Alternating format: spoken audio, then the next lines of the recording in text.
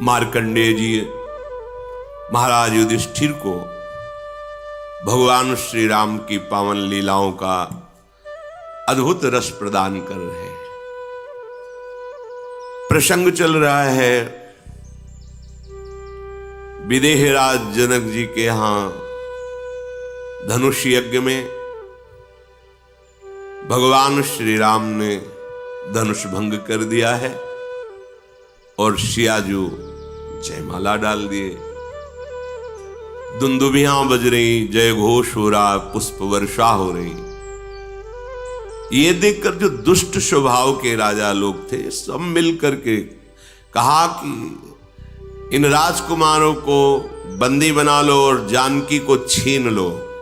अगर जनक सहायता करते हैं तो सहायक सहित सैनिकों सहित इनको मार दो।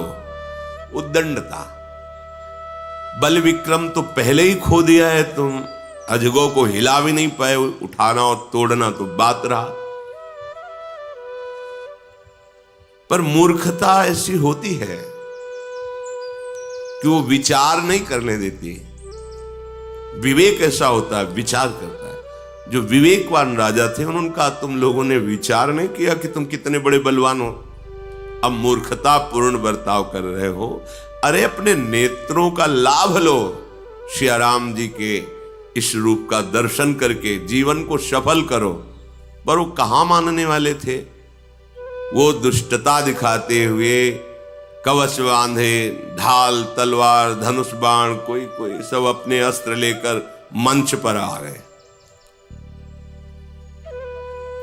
सदानंद जी ने इशारा किया, सखियां सिया जी को एकांत में ले गई। विश्वामित्र जी ने इशारा किया, राम लक्ष्मण जी पास आ गए। विश्वामित्र, कोलाहल मच गया। जनकपुर के नगर नारी सब की अरे बनी बनी बात विधाता ने बिगाड़ दी। अब ये राजा लोग यहां युद्ध करेंगे। बड़ा कहां सुंदर आनंद मचने वाला था और कहां ऐसा कोलाहल हो ही रहा था। ये देखा कि जैसे कोई बहुत बलवान जब चलता है तो उसके चलने की धमक होती है। फिर ये तो भगवान के अवतार है। पृथ्वी धमक से हिल रही थी जिनके, सब सावधान, कौन कहां से आ रहा है। तो सामने देखा गौर शरीर भूति भल भ्राजा, भाल विशाल त्रिपुंड विराजा, शीस जटा शशि बदन सुहावा, ऋषि बस कछुक अरुण होइयावा। गौरांग बदन है और उस पर भस्म लगी हुई, विशाल भाल पर त्रिपुंड है और विकराल स्वरूप, टेढ़ी भौहें, लाल नेत्र। और सब परशुराम जो जो बड़े बड़े पले पले ढाल तलब कूद पड़े, मंच से भागे प्राण बचा के। भगवान परशुराम जी का आगमन हुआ।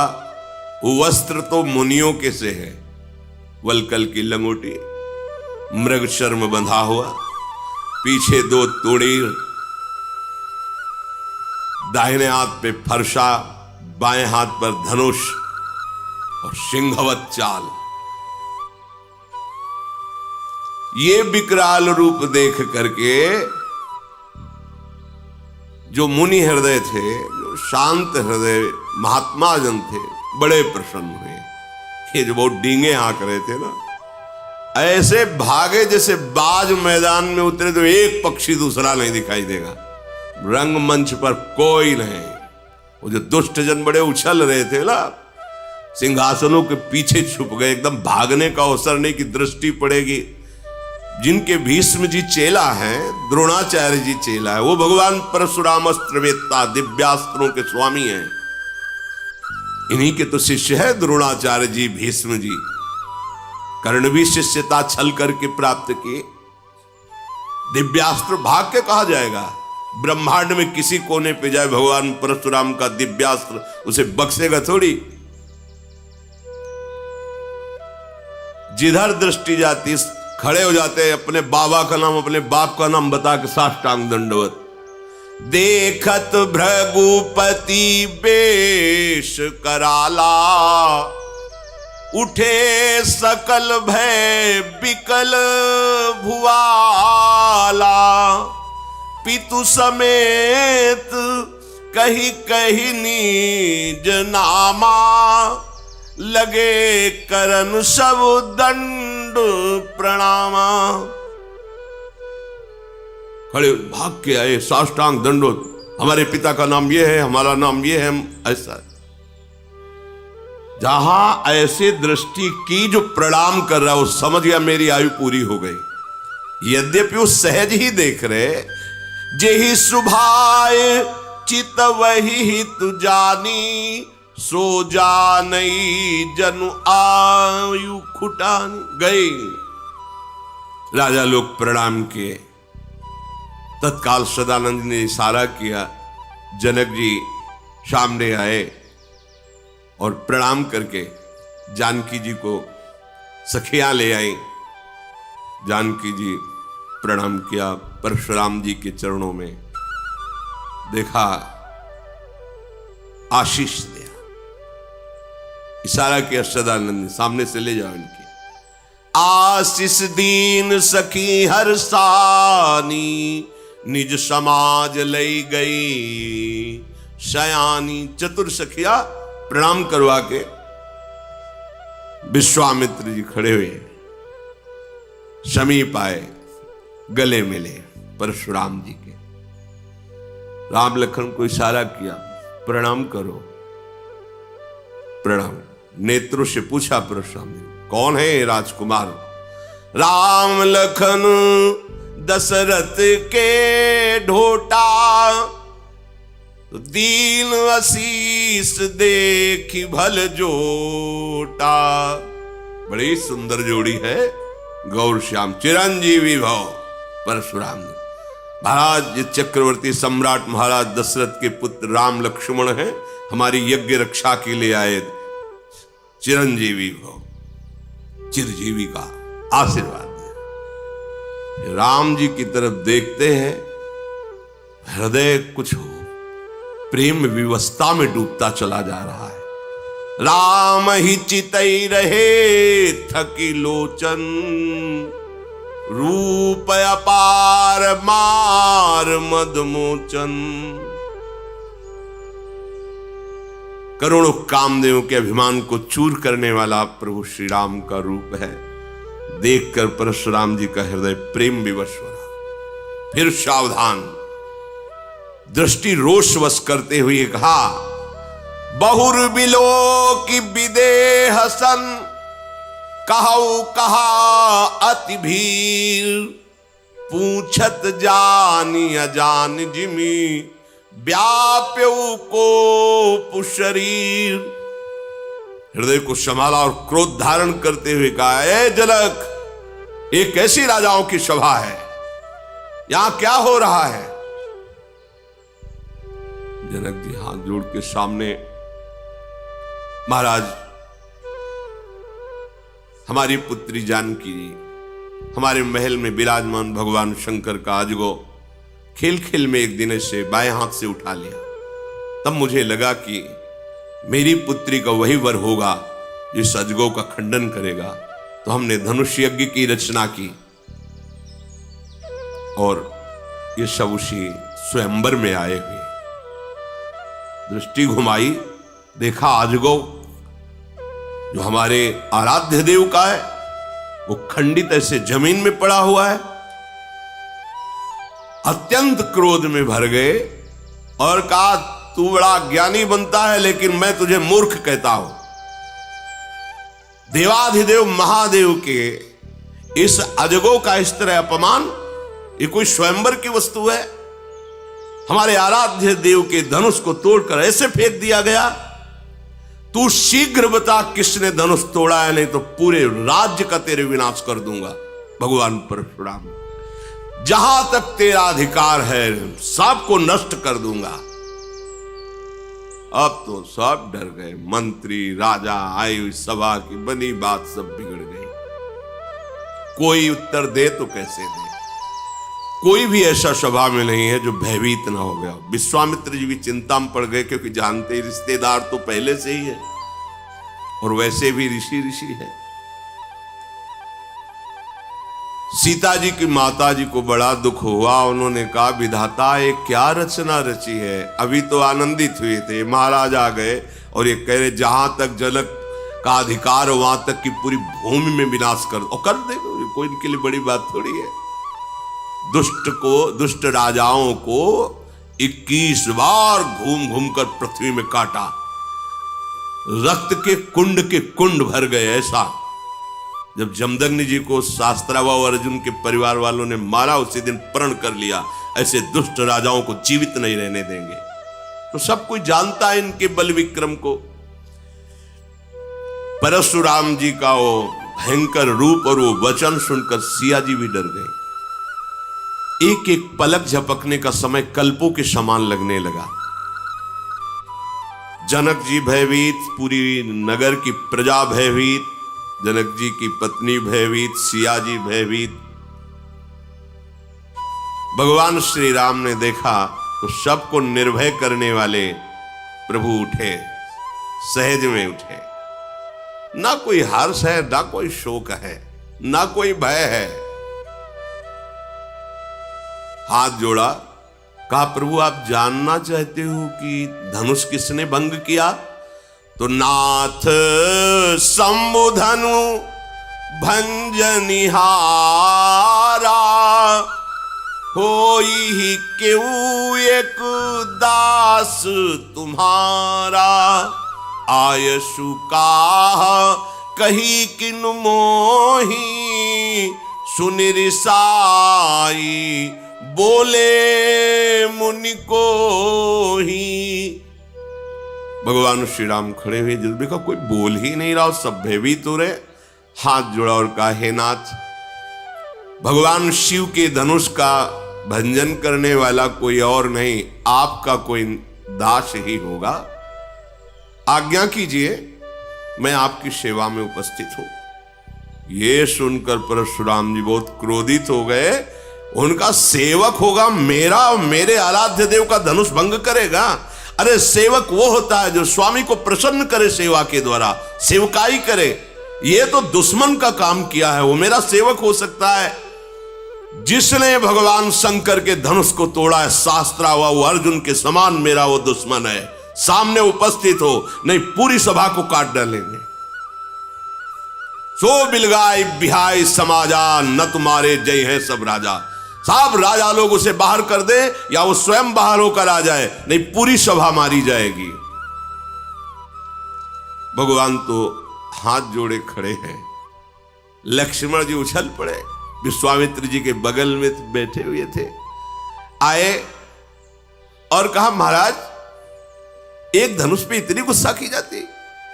हमने तो सैकड़ों धनुष तोड़े बाल्यावस्था में, जहां खींचते थे टूट जाता था। कभी आप नहीं आए गुस्सा करने के लिए? इस धनुष में क्या खास बात है जो आप इतना उछल रहे, क्रोध कर रहे और सब मारे जाएंगे, सब मारे जाएंगे? बहु धनु ही तोरी लरिकाई। कभी हमने नहीं देखा कि धनुष टूटा तो आप आ गए, और लेकिन आज आपको इतनी गुस्सा क्यों आ रही है? परशुराम जी ने कहा, चिरंजीवी का आशीर्वाद दिया है इसलिए मैं शांत हो रहा हूं। रे नृप बालक काल बस बोलत तो ही न संभार, धनु ही सम त्रिपुरारि धनु विदित सकल संसार। अरे मूर्ख बालक, तू काल के अधीन हो रहा है। साधारण धनुइयों के सामने तू भगवान शंकर के अजगों को, जो विश्व में बंदित हैं, उनके धनुष को तुम उनसे जोड़ रहे हो। लक्ष्मण जी ने कहा, हे देव, मेरे तो ऐसा लगता है कि धनुष धनुष है, कोई भी धनुष हो। अब इस पुराने धनुष में रखा ही क्या था? उठाया जरा में टूट गया, इससे किसी का लाभ और हानि तो हुआ नहीं। मेरे प्रभु ने तो इसे समझा कि बहुत वजनदार है, बहुत कठोर है, तो उठाते ही टूट गया, इसमें कोई दोष नहीं है। और आप बिना किसी दोष के ऐसे उछल उछल करके क्रोध कर रहे हैं, हमको तो अच्छा नहीं लगता आपका ये स्वरूप। परशुराम जी ने इसे फरसा लिया, बोले चितई परसु की ओरा, रे सठ सुन्यो स्वभाव न मोरा, बालक बोली बधौ नहीं तो ही, केवल मुनि जड़ जा नहीं मोही, बाल ब्रह्मचारी अति कोही, विश्व विदित क्षत्रिय कुल द्रोही, भुजबल भूमि भूप बिनु कीन्ही, विपुल बार मही देवन दीनी, सहस बाहु भुज छेद निहारा, परसु बिलोक महीप कुमारा। परसा से दिगाए दुष्टता की बात करता है, मेरे स्वभाव को नहीं जानता। अभी तक तू जीवित है केवल बालक समझकर चिरंजीवी आशीर्वाद दिया, इसलिए पूछ ले विश्वामित्र से, मेरी महिमा पूछ ले अपने गुरु से। मुझे निरा मुनि मत समझ, मैं बाल ब्रह्मचारी अत्यंत क्रोध करने वाला हूं और दुष्ट राजाओं का विनाश करने वाला है मेरा फरसा है। अपनी भुजाओं के बल से 21 बार पृथ्वी के दुष्ट राजाओं को काट काट करके उनके राज्य का दान ब्रह्म ऋषियों को किया है। शास्त्राबाऊ की भुजाओं का छेदन करने वाले मेरे फरसे को देख।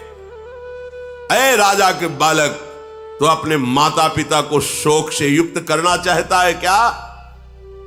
जब मैं दहाड़ता हूं और फरसा लेकर दौड़ता हूं तो स्त्रियों के गर्भ गिर जाते हैं, प्रहार करने की बात नहीं रहती। लक्ष्मण जी हंस पड़े, वाह वीर वाह मुनि, स्त्रियों के गर्भ गिर जाते, वाह कैसे महात्मा आप हैं, धन्य है। पूरी सभा हाय है कर रही कि छोटे राजकुमार क्या कर रहे हैं, मानो घी में आहुति डाल रहे हो, वैसे ही हाथ जोड़ के इन्हें शांत करना चाहिए। लक्ष्मण जी ने हंस करके कहा कि अब समझ में आया कि आप कितने जोर के योद्धा हो, पर हम आपको बता दें कि फूंक से पहाड़ नहीं उड़ाया जा सकता। भूल में मत रहना, बालक समझकर कहीं भूल में मत रहना, फूंक से पहाड़ नहीं उड़ाया जा सकता। ये बार बार जो है जो फरसा दिखा रहे हो, तो यहां कुम्हड़ बतिया को नाही, जे तर्जनी देख मर जाही। यहां कोई कुम्हड़ा की बत्तियां नहीं कि अंगुली दिखा दोगे सूख जाएगी, कि तुम्हारा फरसा बार बार दिखा रहे ना कि फरसा दिखा दियो हम डर जाएंगे। फूंक से पहाड़ उड़ाने की कोशिश मत करो, हमें निरा बालक मत समझो। आपको प्रणाम किया है तो सिर्फ मुनि वेश देख करके, ये जो आप फरसा धनुष बाण ये मुनि वेश के विपरीत है। मैं अभिमान से नहीं कहता हूं, आप सच्ची समझ लो, मुझे केवल बालक मत समझना। अगर हम आपसे अभी नम्रता से पेश हो रहे हैं तो उसका कारण है, भृगुसुत समुझी जनेऊ बिलोकी, जो कछु कहो सहस ऋषिरों की। आप जो बोल रहे हो ना, और मैं सह रहा हूं, इसका कारण एक ही है।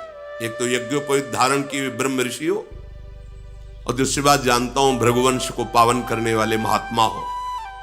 इसी के कारण आपके ऐसे कठोर वचन और ऐसे अभिमान भरे वचन सुनकर मैं शांत हूं, क्योंकि हमारे कुल में देवता, ब्रह्म ऋषि और भगवान के भक्त, इन पर कभी हाथ नहीं उठाया जाता, चाहे जितना बड़ा अपराध कर दें। हमारे कुल में वीरता इन पर नहीं दिखाई जाती। आप ब्रह्म ऋषि है, महात्मा है, भगवान के भक्त पर, महात्मा पर, ब्रह्म ऋषियों पर हमारे कुल में कभी हाथ नहीं उठाया जाता, क्योंकि इनको मारने से बहुत बड़ी ब्रह्म हत्या लगती है, और अगर इनसे हार जाए तो बड़ी भारी अपकीर्ति होती है। फिर भी हम आपके पैरे ही पड़ रहे हैं कि आप शांत हो जाइए। आपको ज्यादा ही अस्त्र शस्त्र दिखाने की जरूरत नहीं, क्योंकि आपके वचन ही करोड़ों वज्र के समान हैं, तो और अस्त्र प्रहार करने की जरूरत क्या है। आपने बेकार में फरसा धारण कर, फरसे से ज्यादा तो आपके वचन है कठोर, अर्थात मुनि के वचन बहुत मृदु, शांत और समदर्शिता से युक्त होने चाहिए। वो आपके हैं नहीं। अगर आपको हम कुछ अनुचित बोल रहे हो तो आप उसका लक्ष्य ये समझ लेना, आपके पास धनुष बाण और फरसा देख करके। अगर आप केवल मुनि बन करके आते तो अर्घ पाद्य देकर आपके चरणों में ही बैठे रहते। पता नहीं क्या हो रहा है कि लक्ष्मण जी बोल रहे हैं और परशुराम जी का हाथ काम नहीं कर रहा। नहीं, उनके सामने कोई बोल सके। अब विवश हो गए। विश्वामित्र जी का समझाओ ना अपने चेला को, बहुत उद्दंडता कर रहा है। कौशिक सुनऊ मंद यह बालक, कुटिल काल बस निज कुल घालक, भानुवंश राकेश कलंको, निपट निरंकुश अबुद असंको। विश्वामित्र जी समझाओ ना इसे, बड़ा कुबुद्धि है, कुटिल है, एक काल के बस हो रहा। अगर हमारा फरसा चला तो इसके ऊपर ही नहीं, पूरे इसके वंश का विनाश कर देंगे। ये तभी निकलता है जब कमजोर हो जाता है सामने वाला। हमारी बात बताओ ना कि हम कौन हैं। अभी एक क्षण में काल का ग्रास हो जाएगा। मैं पुकार करके कहता हूं, इसके बाद कोई मुझे दोष मत देना। लक्ष्मण जी ने कहा, महाराज दूसरे को बताने की जरूरत ही नहीं। आपका यश, जब से आप आए तो अपने मुख से इतनी बार यश कह चुके हैं कि दूसरे को परिचय बताने की जरूरत नहीं। आप बार बार फरसा उठा बता चुके हैं। अगर अभी कुछ और रह गया हो तो और बता दीजिए। सब कह रहे कि ये जो गौरवर्ण का कुमार है तो बहुत ही विचित्र है। हमें लगता है भगवान आपको संतोष नहीं है। आप क्रोध मत रोकिए। आप वीरता का वेश धारण किए हैं, आप और बोलिए जो कुछ करना चाहे आप कर लीजिए। आप क्रोध को रोकिए मत। पर आपको जरूर ये कहता हूं कि साधु के वेश में शोभा नहीं देता। हमने तो देखा है कि जो वीर योद्धा होते हैं वाणी से नहीं बोलते, उनका काम बाणों से होता है। वो आप जब से आए वाणी से ही बोलते जा रहे हो। सारी सवाल कार्य किसी तरह इस कुमार को चुप करो, कहीं ऐसा ना हो कि कुछ अमंगल हो जाए। वो इधर लक्ष्मण जी ने कहा कि डींग हाँकना बंद करो महाराज, अब अपनी वाणी का वज्र प्रहार करना बंद करो। आप तो बार बार ऐसे धमका रहे हो, मतलब काल आपकी अंगुली के इशारे से ही चलता हो। लक्ष्मण जी की कठोर सुनते ही परशुराम जी ने भयानक फरसा संभाला और हाथ में लिया और बोले, आप दोष मत देना, मैं इसकी अभी गर्दन उतारता हूं। बहुत बचाया पर अब ये बचेगा नहीं। विश्वामित्र जी आगे, क्षमा कीजिए, क्षमा कीजिए। देखो, बालकों की बातों पर आप जैसे महान ऋषि ध्यान नहीं देते। इनका स्वभाव ही ऐसा होता है। परशुराम जी ने कहा, मैं कुछ समझ नहीं पा रहा हूं कि वही मैं परशुराम, वही मेरा फरसा, मेरे हृदय में दया का लेश नहीं और गुरुद्रोही मेरे सामने कठोर वचन कह रहा, मैं कुछ कर नहीं पा रहा। ये उत्तर पर उत्तर दिए जा रहा है, मैं इसे मार नहीं पा रहा। विश्वामित्र जी, हमें लगता है तुम्हारा प्रेम काम कर रहा है, कि हमारा तुम्हारा पहले का प्रेम है और तुम्हारे इसीलिए हमें लगता है हम इन्हें छोड़ रहे हैं, नहीं तो अब तक इस गुरुद्रोह करने वाले को मैं यमपुर पहुंचा देता। विश्वामित्र जी हंस करके सोच रहे कि मुनि को सब हरा ही हरा नजर आ रहा है। जैसे सावन में कोई अंधा हो जाए तो हरा ही हरा, इनको ये राजकुमार राजे कुमार नजर आ रहे। अभी इनकी दिव्य दृष्टि खुली नहीं कि देख पावे कि कौन है चराचर के स्वामी सामने खड़े हैं। श्री राम और लक्ष्मण को साधारण छत्री समझ रहे हैं। विश्वामित्र जी ऐसा मन में सोचकर सावधान कर रहे, शांत। लक्ष्मण जी पीछे से विश्वामित्र जी के कहा कि महाराज आपका सील और स्वभाव देखकर, क्या सील है, नम्रता है आपकी और क्या स्वभाव है आपका, और हंस दिए। हम बतावे आपका सील स्वभाव। माता का गला उतारा है फरसे से, बड़ा सील है। अरे सब कह रही क्या, मतलब लक्ष्मण जी में भय कहां, भगवान शेष के अवतार है। मैं अच्छी तरह से जानता हूं आप अपने माता की ऋण से ऋण हुए और पिता की ऋण से। अच्छा, गुरु का जो ऋण है वो आप उतारने के लिए मेरे भरोसे आए हो कि अब मैं इनको मार दूंगा तो गुरु ऋण से ऋण हो जाऊंगा। अच्छा, तो ब्याज सहित बताइए आपका गुरु ऋण क्या है, मैं चुका दूं। बुलाइए किसी हिसाब करने वाले को और बताइए आपके गुरु ऋण में मैं क्या चुका दूं। सुनि कटु बचन कुठार सुधारा, हाय हाय सब सभा पुकारा। भगवान परशुराम आप तो नहीं बचेगा। और एकदम लक्ष्मण जी ने कहा फरसा मत दिखाओ मुझे बार बार, आपको रणधीर और वीर दूसरे मानते होंगे, ये फरसा दूसरों को दिखाओ। हमारे यहां ब्रह्म ऋषियों पर कोई बल नहीं चलता, इसीलिए मैं चुप हूं। सब सभा के लिए अनुचित है, अनुचित है, लखनलाल ऐसा मत बोलो, ये महावीर है। सब पुकार। भगवान श्री राम ने लक्ष्मण जी को नेत्र तरे, लक्ष्मण जी चुपचाप सीधे पीछे वापस हुए। परशुराम जी क्रोध की अग्नि बढ़ रही। भगवान श्री राम फिर शांत, नाथ शांत हो जाइए, नाथ करहु बालक पर छोहु, सूद दूध मुख करी न कोहु, जो पै प्रभु स्वभाव प्रभाव कछु जाना, तो कि बराबर करत अयाना।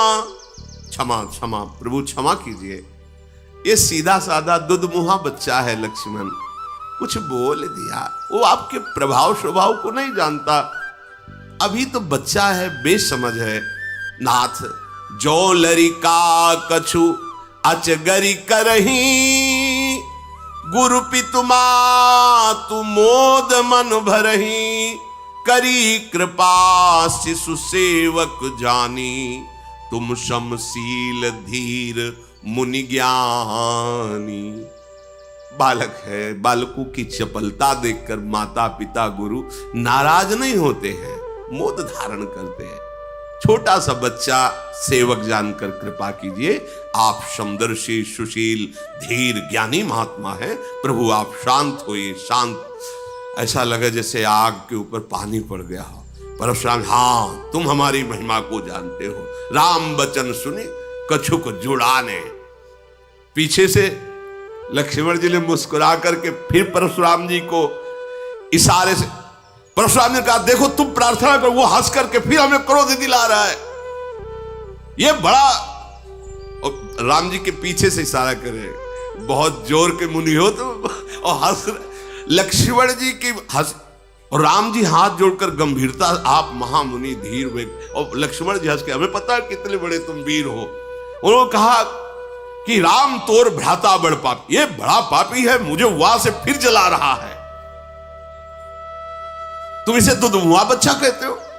अरे गौर शरीर श्याम मन माही, कालकूट मुख पय मुख, ये दुधमुआ नहीं जहरीला है, भगवान शेष के अवतार है, दुधमुआ थोड़ी है। जहरीले ऐसे जहरीले कि उन्हीं के तेजाग्नि से संपूर्ण प्रलयाग्नि प्रकट होती है और सब सृष्टि का लय हो जाता है। ये गोरे बदन वाला जो छोटा कुमार है, तुम इसे दुधमुआ कह रहे हो, दुधमुआ नहीं, ये विषमुआ है, बड़ा टेढ़ा है, तुम जैसे शील स्वभाव वाले हो ऐसा नहीं है वो। तुम्हारे पीछे देखो, हमको फिर चिढ़ा रहा है, देखो चिढ़ रहे हैं भगवान परशुराम है, इतने महामुनि। और लक्ष्मण जी जहां इशारे, तो वो फिर देखो बोला, गुस्सा हो रहे। लक्ष्मण जी ने खुलकर हंस के कहा कि मुनि आपको आज तक ये ज्ञान नहीं हुआ कि क्रोध करना पाप है।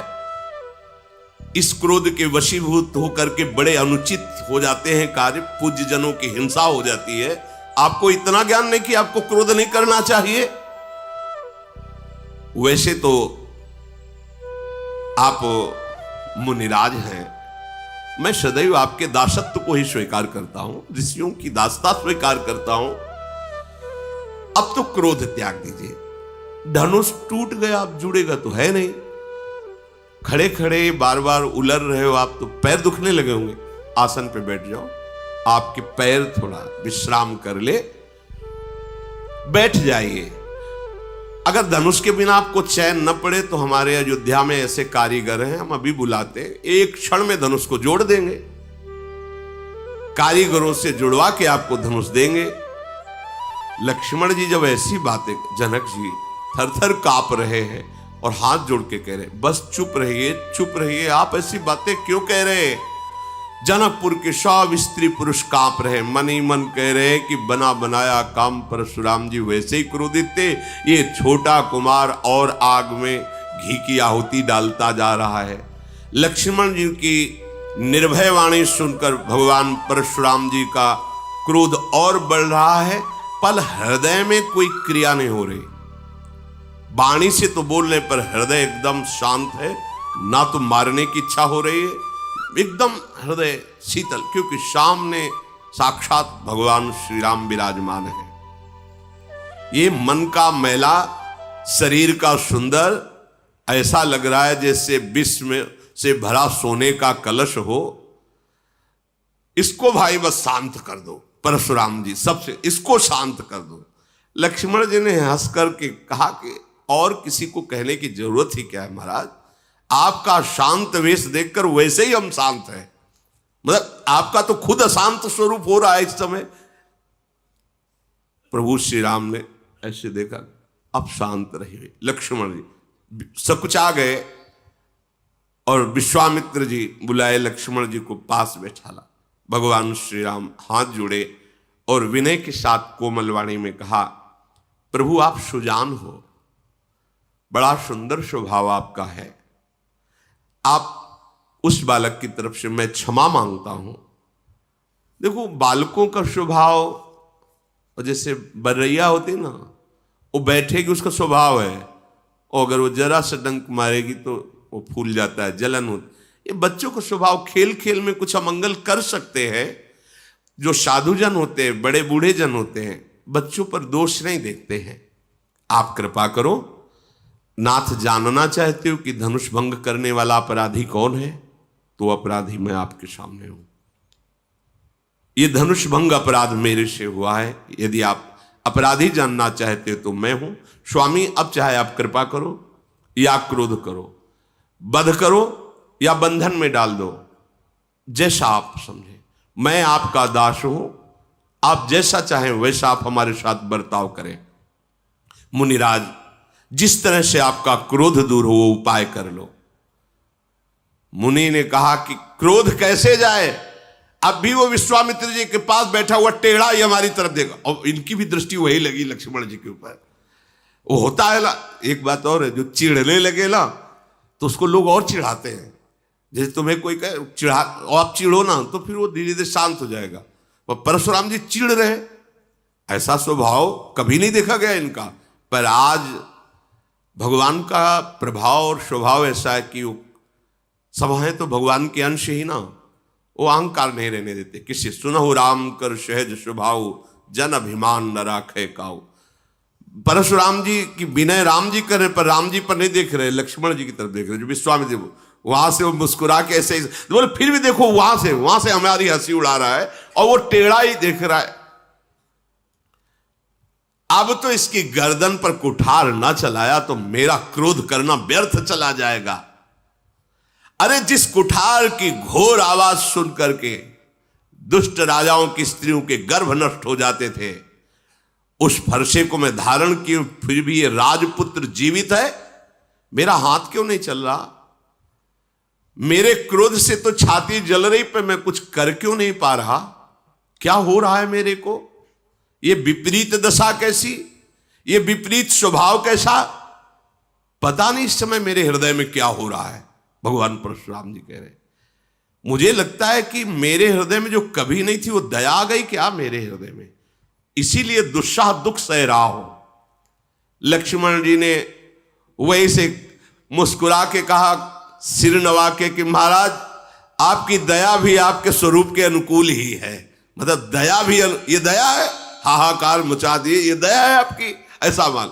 और आप जब बोलते हैं महाराज तो ऐसा लगता है फूल झड़ रहे हैं। महाराज जब आपकी दया में ये हालत है तो जब आप निर्दयता करते होंगे तो क्या होता होगा? दया में तो जल रहे हैं, और जब निर्दयता आएगी तो क्या होगा? अगर क्रोध आ गया तो हमें लगता है आप ही का शरीर भस्म हो जाएगा। परशुराम का देखा जनक, देखा, अब हम शांत हो रहे थे, फिर इसने आग लगा दी है, अब तो पक्का ये यमराज का अतिथि बनेगा। नहीं तो एक बात है, इसको मेरी आंखों के सामने से हटा दो। पता नहीं क्या हो रहा परशुराम जी, बार बार कहते पक्का, और फिर बोले एक उपाय है जनक जी, इसको सामने से हटा दो, मेरे सामने से हटा दो। ये राजपुत्र को देखते ही मुझे गुस्सा। लक्ष्मण ने हंसकर कहा, महाराज उनको हटाने की जरूरत नहीं, ऋषियों का एक स्वभाव होता है जिसे नहीं देखना चाहते आंख बंद कर लेते हैं, आप आंख बंद कर लीजिए तो मान लीजिए कोई है ही नहीं। लक्ष्मण जी ने कहा, मूंदे आंख कतहु को नहीं, हटाने की जरूरत नहीं, आप अपनी आंख मूंद लीजिए। परशुराम तब राम प्रति बोले उरयति क्रोध, संवत्सरासन तोरि सठ करसि हमार प्रबोध। क्रोध धारण करते हुए भगवान राम से कहा, तू भी उसी का भाई है ना? बार बार विनय करता है और भगवान शिव के धनुष को तोड़ा और हमें ज्ञान सिखाने चला है।